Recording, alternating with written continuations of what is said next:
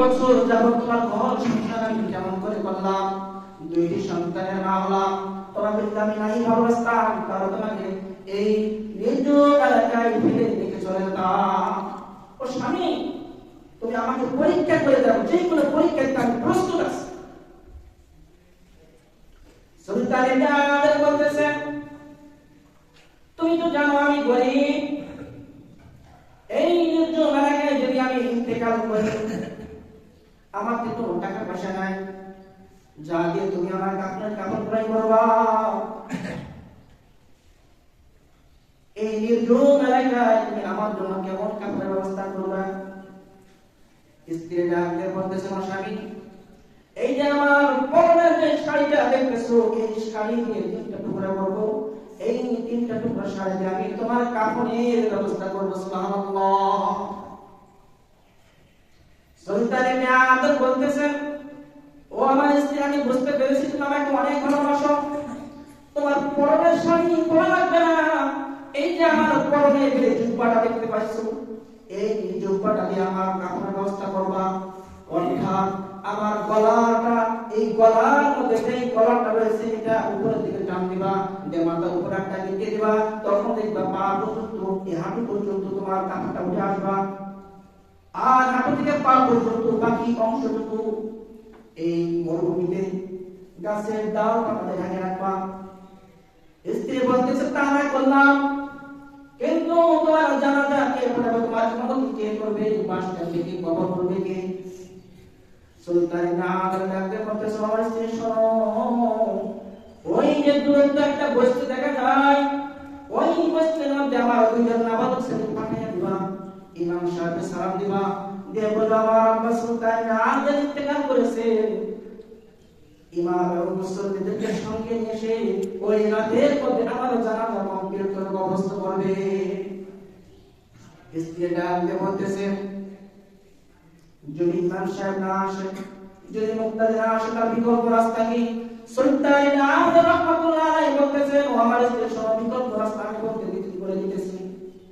এই যে আমার 2জন নাবালক বাচ্চা রয়েছে, এই 2জন নাবালক বাচ্চার উপর হাত ধরে ওই উঁচু পাহাড়ে দাঁড়াবা, আর মালিকের কাছে ডাক দেবে, ইয়া রব কদ ফাদ সুলতান আদল, আই রব্বে কারীম, তোমার বান্দা সুলতান আদল, আমার স্বামী এই মাসুম 2জন বাচ্চার বাবা সুলতান আদল আজ ইন্তেকাল করেছে, দুনিয়াতে খবর দিয়েছে, কোন ইমাম পেলাম না, কোন মুক্তাদি পেলাম না, তোমার কাছে যদি এই সুলতান আদল, তোমার এই প্রিয় বান্দা যদি 2 রাকাত নামাজ বা কোন নেক আমল যদি পছন্দ হয়ে থাকে, তোমার গায়েবী মদদ দিয়ে তোমার এই প্রিয় বান্দার জানাজার ব্যবস্থা করে দিই। তোমার কাছে যদি তোমার এই প্রিয় বান্দার কোন আমল যদি পছন্দ হয়ে থাকে, তোমার গায়েবী মদদ দিয়ে তার জানাজার ব্যবস্থা করে দিই। যেই কথা দেখে সুলতান আদম ইন্তেকাল করলেন, স্ত্রী তার 2জন সন্তানদেরকে ওই বস্তির মধ্যে পাঠাইলে, ইমাম সাহেব বললেন, আমার আব্বা ইন্তেকাল করেছেন, তার জানাজার জন্য ইমাম সাহেব লাগবে, মুক্তাদির জন্য লোক লাগবে, কবর করা লাগবে, বাঁশ কাটা লাগবে। ইমাম সাহেব বলতেছেন, গভীর রাত হয়ে গেছে, তোমরা বাসায় যাও, তোমার বাবার লাশ তোমার পাহাড় দাও, আগামীকাল সকালবেলা যাওয়া হবে, ফজর নামাজ পড়বো, এশারের নামাজ পড়বো, কুয়াশা যখন কাটবে, যখন অন্ধকার পরিষ্কার হয়ে যাবে, তখন আমি যাবো, মুক্তাদিও যাবে, তোমার বাবার জানাজা সম্পূর্ণ করবো। 2জন নাবালক বাচ্চা চলে আসলেন বাবার কাছে, মা বসে আছে, মাকে বলতেছে, মা, ইমাম সাহেব আসতে বললাম, ইমাম সাহেব আসলো না, ও মা, আমার বাবার কি জানাজা হবে না, আমার বাবার কি কবরস্থ করা হবে না? স্ত্রী ডাকতে বলতেছে, বাবা, তোমার বাবা বিকল্প রাস্তা দেখে দিয়ে গেছে, বলে দিয়ে গেছে।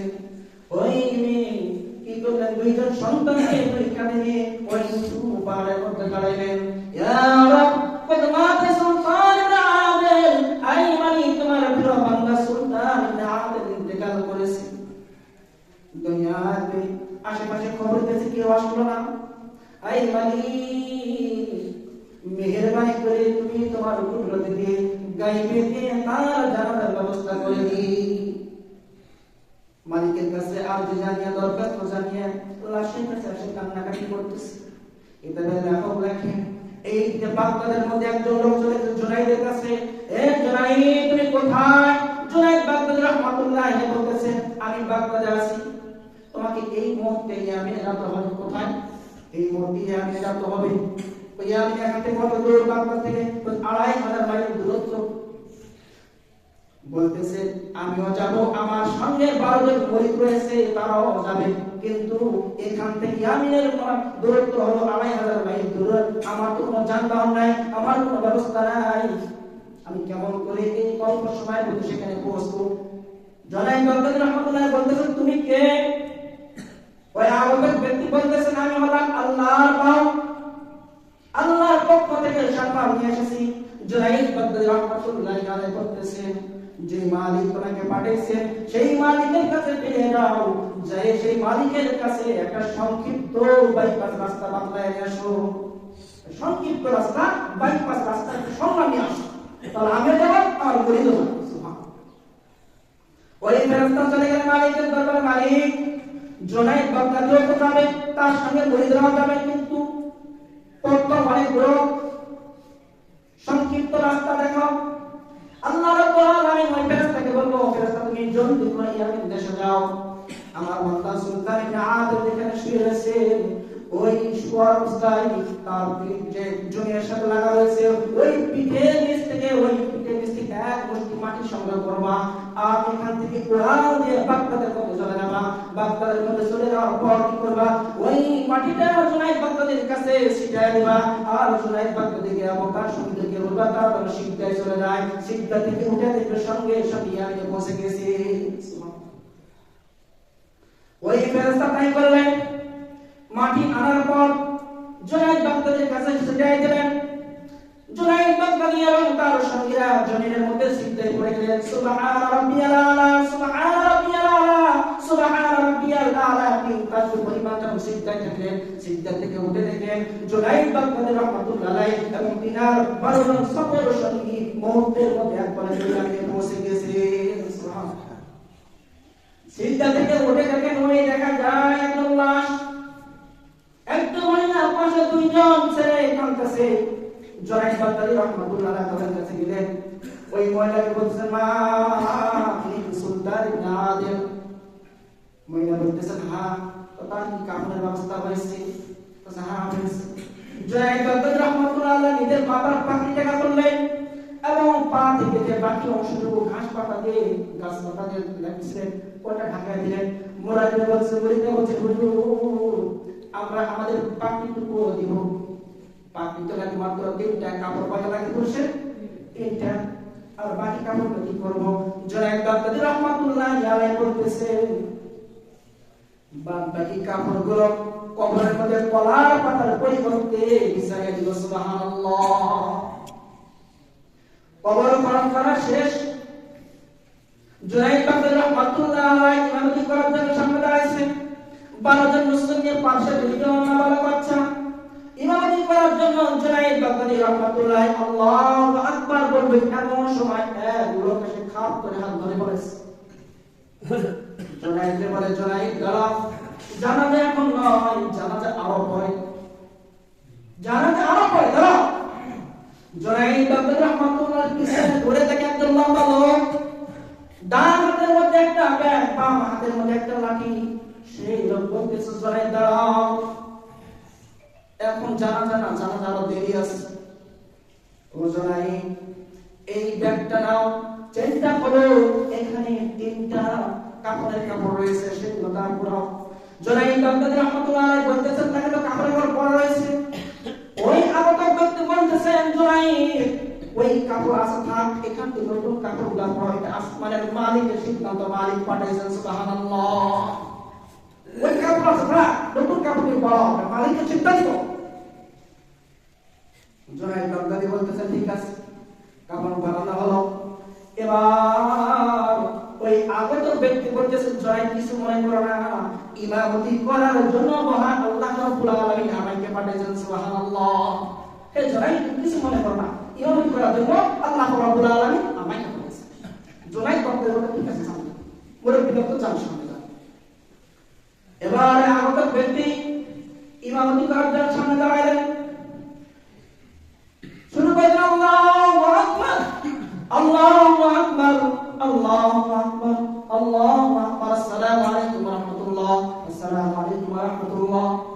সালাম ফেরার পর বলতে জোনাই আমি গেলাম, তুমি থাকো আমি গেলাম। আর জোনাই শুনো, এই ব্যাগ থেকে যে কাপড় বের করেছো তারপরে 12,000 স্বর্ণ মুদ্রা রয়েছে, এই 12,000 স্বর্ণ মুদ্রা ওই মহিলাকে দিবা। আর বলবা মা এইখানে 12,000 স্বর্ণ মুদ্রা আছে, এখান থেকে বিসমিল্লাহ বলে একটা করে সংগ্রহ করবা, খবরদার টাকা বানাইবা না এবং মাটি তো ঢালবা না। ও মা তোমার জীবন গুজারানোর জন্য, তোমার এই নাবালক বাচ্চা দেখবার জন্য আল্লাহ রাব্বুল আলামিন সুবহানাহু ওয়া তাআলা এই কোটি পয়সা তোমার জন্য পাঠিয়ে দিয়েছে। ও মা তোমার জীবন শেষ হয়ে যাবে কিন্তু এই কোটি স্বর্ণ মুদ্রা কখনো শেষ হবে না। এই বলে ওই লোকটি বলতেছে আমি গেলাম। যেমনি বললাম গেলাম, জুনাইদ বাগদাদী রাহমাতুল্লাহ খাপ করে হাত বাড়াইছেন বলে গেলাম, আমি গেলাম, আমাদের শেষ বুঝুন না। জুনাইদ বাগদাদী রাহমাতুল্লাহ বলতেছে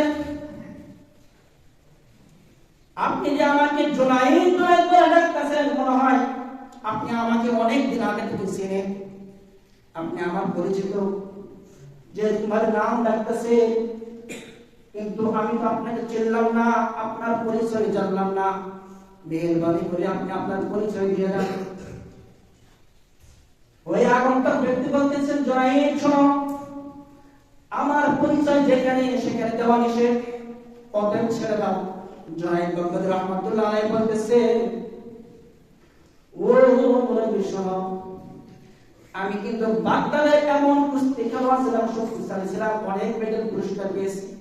আমি যে তোমার হাতটা ধরেছি, এই হাতটা ছাড়ে দেওয়ার জন্য ধরে নাই, যতক্ষণ পর্যন্ত পরিচয় না দেবে ততক্ষণ পর্যন্ত তোমার হাত আমি ছাড়বো না। আমি সেই জন্যই